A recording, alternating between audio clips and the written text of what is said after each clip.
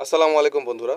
আপনারা যারা বিল্ডিং বাড়িতে খাঁচার মাঝে কোয়েল পাখি লালন পালন করতে চান, এই ভিডিওটি শুধু তাদের জন্য। যেমনটি আপনারা দেখতে পাচ্ছেন, এটি আমার কোয়েল পাখির খাঁচা। সবগুলো খাঁচা মিলিয়ে মোট 18টা মাদি ও 6টা নর পাখি আছে। কোয়েল পাখি লালন পালন করার জন্য 4টি নিয়ম মেনে চলতে হবে।